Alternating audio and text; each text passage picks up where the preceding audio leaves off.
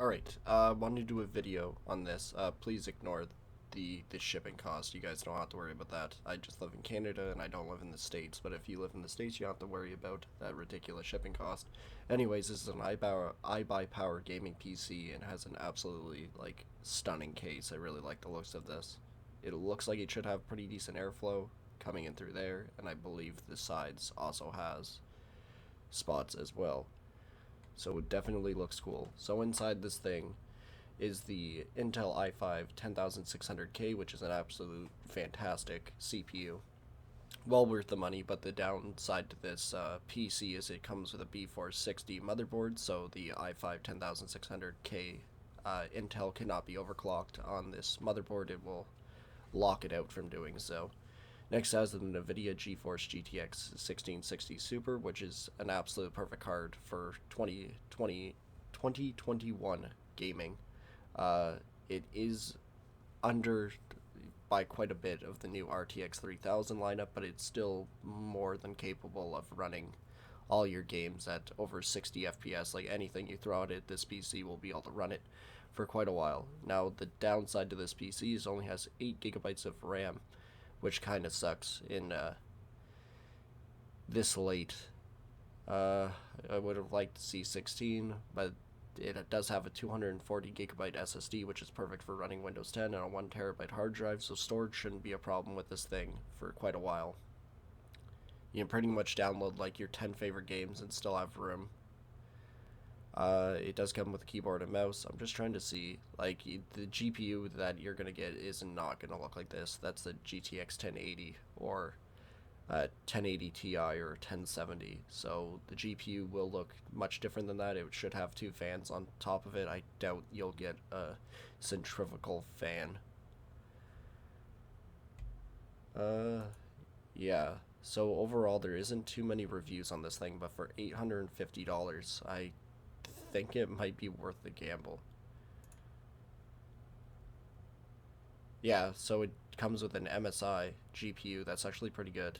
It is kind of weird seeing the GPU pushed up against the glass like that for sucking in air and being upside down.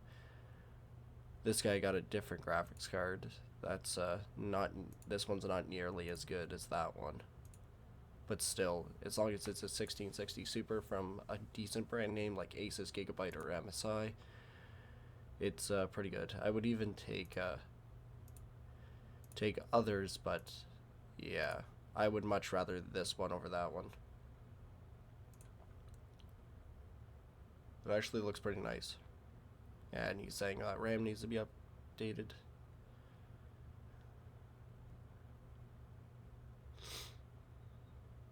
PCs.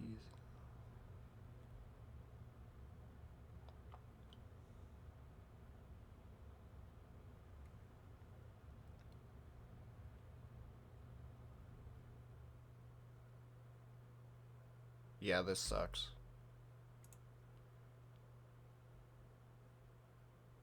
Yeah, I really feel like if you're having this much trouble, you should be able to go to a repair place like Best Buy or like Canada Computers or another company, and they should have to pay the bill. Like, you should have to pay it up front, like $50 for them to diagnose it, and then if there is a problem, like, yeah, they should have to pay for the fix. Like, you shouldn't have to send this thing back. You should be able to get it back that day, and most people that know computers can fix it that day. But for 850 bucks, I really think it's worth a gamble. This case looks really cool. It has decent parts. RAM might be a little bit of a problem to upgrade. I'm not sure what the heck this thing looks like on the inside, considering on how janky it looks on the outside. But it looks pretty neat. Alright, so trying to make a PC with the same performance as this, which I pretty much did. I am still missing a keyboard, mouse, Wi-Fi, and the Windows 10 code, so you can probably add about close to $80 for all that said and done.